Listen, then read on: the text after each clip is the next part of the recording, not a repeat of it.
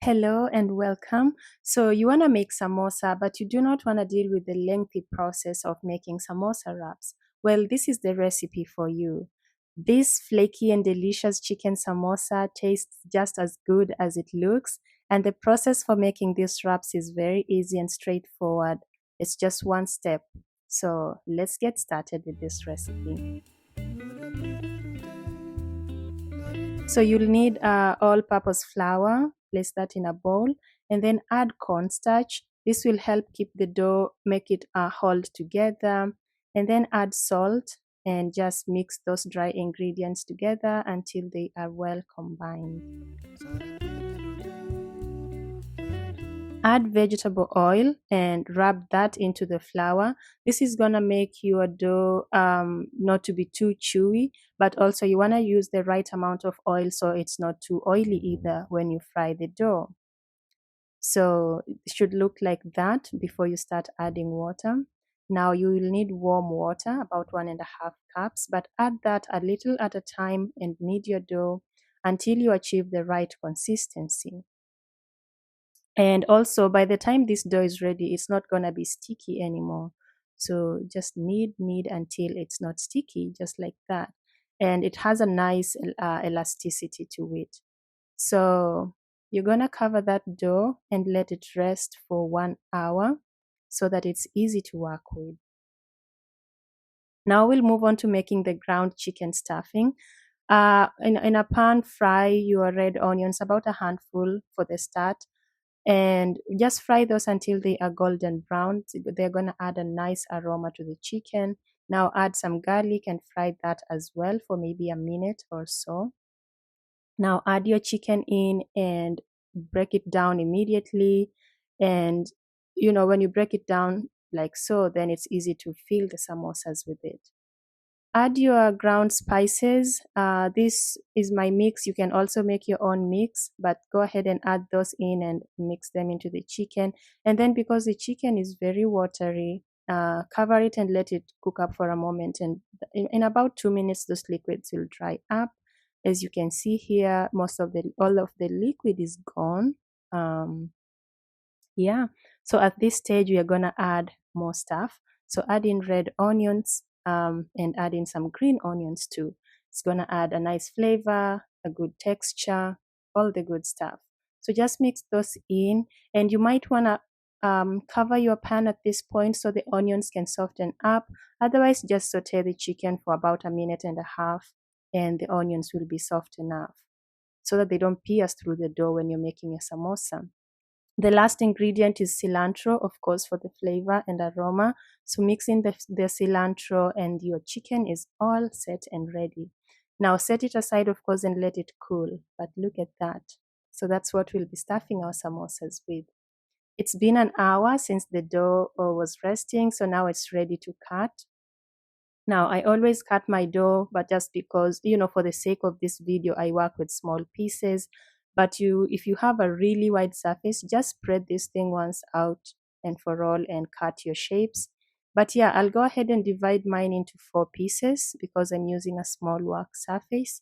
And then I'm just going to make neat balls with each of the dough pieces so that it's easy to roll them out later.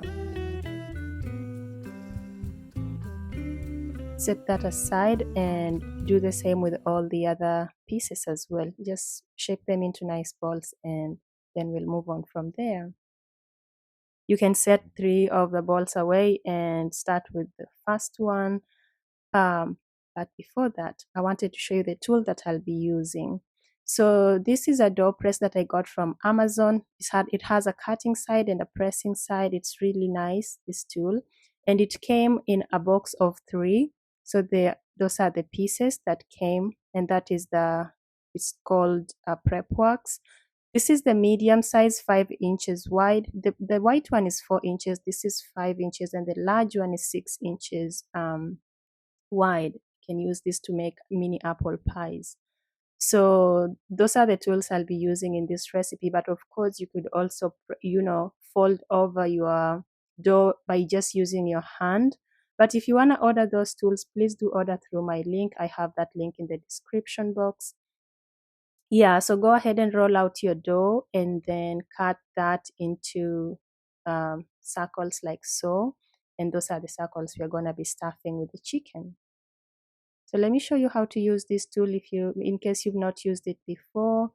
Um, so just put in the dough like I did, and then make sure to push out the dough a little bit so that it holds onto the, let me say, tip of the dough press. It has to hold onto the teeth of the dough press so that when you press it together, it's going to seal neatly. And then it's also going to give you those nice, that nice design on the outer side. Otherwise, if you don't push out your dough like this, when you press this thing, the dough is not going to seal. So you'll be left with an open samosa. So scoop in about 2 teaspoons of chicken. Just make sure it's full, it's nicely full, and then press it together.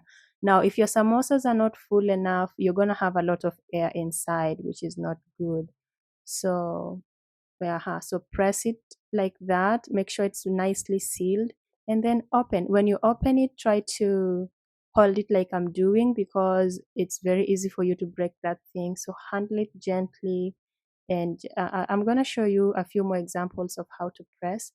Now I'm doing this because of the video. Otherwise, I would have probably kept it on the mat that I'm using. So again, when you open it, try to keep it horizontal rather than vertical.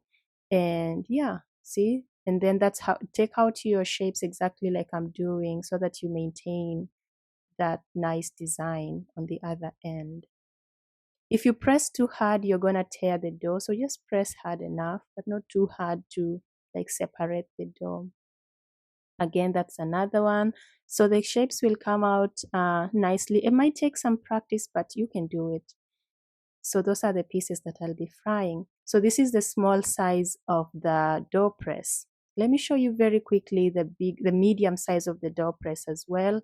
See, so it's the same thing, of course, but the samosas are gonna be a little larger. So you do whichever you like. So that's the medium size. I didn't do the large ones. That's for another day. We move on to frying, but I also have a quick ad of my own here. Please check out my books on Amazon. I have amazing books, from word puzzles to notebooks. I would appreciate if you can get yourself a copy. Now, getting back into cooking. So fry your samosas on medium heat, medium high maybe, but don't use very high heat, because this is raw dough. You do not want to rush it into cooking. It will look cooked on the outside, but the inside will still be raw. So you want to allow it to take its time, let it brown slowly. And when they are golden brown like this, drain them off the oil and set them on some paper towel somewhere to drain the excess oil. And here you go. These samosas taste amazing. I'm gonna be showing you how flaky and the dough is firm, but not too firm, not too chewy, because we did not overwork the dough. We used the right amount of oil. So see, I hope you can see as I'm pressing that it's quite flaky, but it's not oily, and it shouldn't be oily. Okay, now let's break and take a look at the inside. See, the chicken is intact, and the samosa looks good.